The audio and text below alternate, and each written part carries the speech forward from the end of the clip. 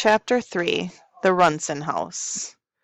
We collected our instruments. Sydney's gong was a small one she carried in her backpack anyway, and jammed ourselves into the bus with the other band kids. As we drove away from the school, I tried to stay calm, but like everything else that had happened since I woke up, staying calm was impossible too. Guys, I whispered, something seriously crazy is going on here. Dana knew she was in danger. I saw it in her eyes. She was terrified. Okay, you and I saw her disappear. Fine, said Sydney, but disappear to where? I hadn't even let myself think about where. All I could do was shake my head. I don't know, somewhere dark with zillions of eyes and a creepy voice. Not so helpful. Which makes it even more important to find the book, said John. When we climbed out at the college, the wind was picking up and sky was filling with clouds. We pretended to be busy and looking through our bags as the other kids hurried into the auditorium to set up for the concert. Soon the bus drove away and we were alone on the sidewalk. So, where's Dana's house? Asked Sydney. I turned to the north. There, on the hill, I said. No one noticed as we made our way past the old brick buildings to a high front yard across the street from campus. I'd been to the Runsons' house quite a few times over the years. It was 200 years old, 4 stories high, and 9 gables and dozens of very tall windows.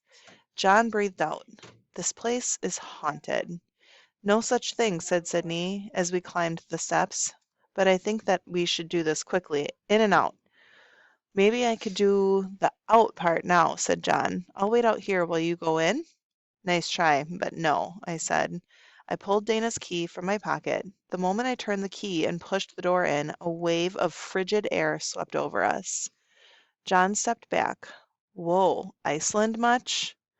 Dana's parents both teach Icelandic stuff, I said.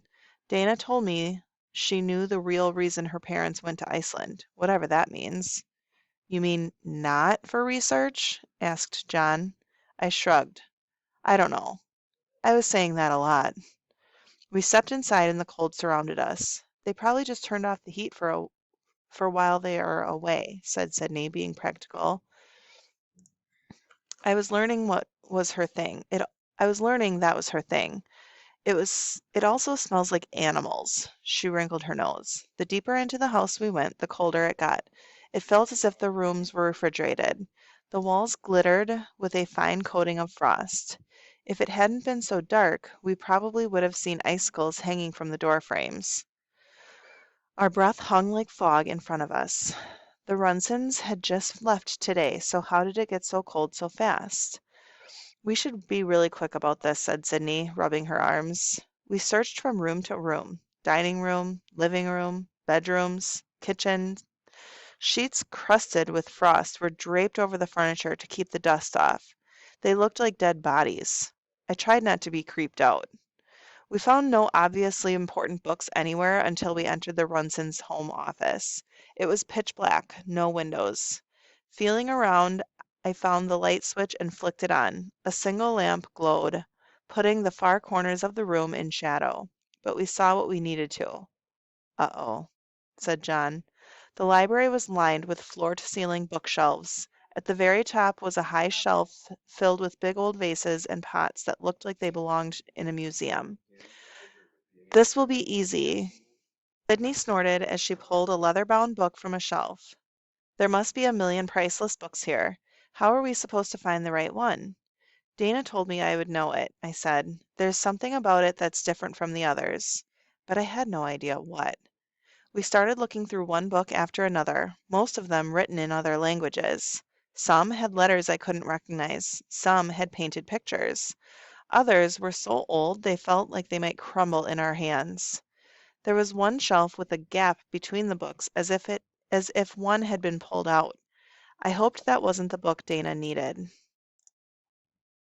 Just as I was beginning to feel helpless, I turned, and I let out a slow, white breath. What is it? Asked John. A large desk stood in the shadows at the end of the room. I read a story once. where there was a clue to the mystery in a desk, I said, stepping across the carpet to it. Like the walls, the desk was covered in a film of speckled frost. And it was very neat. Pens, ink pots, pencil cups, stacks of paper, everything in its place.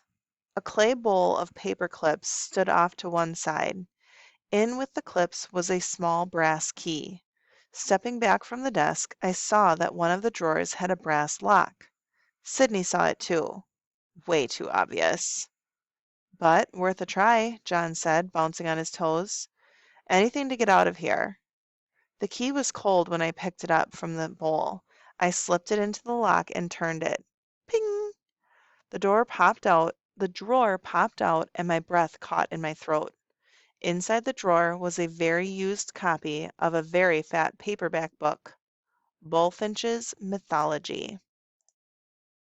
Mythology? John said. You mean like ogres and unicorns?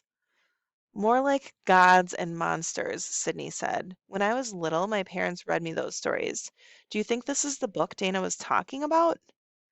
It's not like the other books on the shelves. It's cheap, I said. I peeled back the cover and saw Dana's name written inside. Why would she keep it locked up here and not in her room? Maybe she didn't keep it locked up, Sydney said. Maybe her parents did. To protect it? Maybe? Grrr. John froze. I think we woke the dog. Grrr. The growling was louder. They don't have a dog, I said quietly. My hands and feet were numb. I couldn't tell if it was from the cold or from the fear that shot through me. A massive thing rose up from the shadows, and up and up. Its head alone was the size of a dog. Then it bared its teeth. Only they weren't just teeth, they were fangs, long and curved and dripping thick goop. The thing's eyes were deep and black. It wasn't a dog. It was a wolf. Some kind of crazy extra large wolf with spiky bristles of red fur sticking out like bent wire. The giant beast just stared at us, heaving out the foulest frozen breath imaginable. John flattened against the shelves. Please let this be a dream, and I wake up far away. Flames shot out of the beast's jaws as it leaped high over our heads and landed by the library door. It slammed the door shut, and the house echoed, doom, doom, doom. We were trapped. Scrambling backward, I tripped over John's feet and fell to the floor. Maybe I was dizzy with fear, but from that angle, the bookshelves looked like only one thing, a ladder. Without thinking, I leaped up and swung my arms across the top of the desk. Bowls, pens, paper, everything flew at the wolf. Up the shelves, I cried. In the second it took for the giant wolf to dodge the junk, we clambered up the dark wooden shelves. The wolf roared fire again, then jumped at us. I hurled a heavy book at its head. With a cry of pain, the wolf tumbled backward. We clawed our way up to the top shelf. I heaved one of the vases down over my shoulder. So did John. The wolf dodged mine, but John's caught it on the snout. It shot another blast of fire. There's a heating vent in the corner, Sydney said, grabbing my arm and then pointing. We crawled across the top shelf to the corner where an ornate grill stood in the wall. John and I kept dropping vases and pots at the wolf, while Sydney pulled a tiny screwdriver from her backpack and began to unscrew the grate. Shop teachers' daughters are always prepared, she said under her breath. The wolf roared again, and the lower shelves burst into flame. Sydney! I cried. Got it, she said. She yanked out the grill, threw it over her shoulder, and we scrambled into the darkness beyond. By the time the wolf clawed its way up the shelves, we were deep into the guts of the house. We crawled through one turn after another until we found a second vent. Together, we kicked it out, jumped down onto the dining room table, and got out of the house as fast as we could. I made sure to lock the door behind me. The wolf was still inside, roaring and all crazy mad. The whole thing seemed unreal, but we couldn't stop to think about it. We ran until we saw our bus in front of the auditorium, and we climbed on, breathless and soaked with sweat.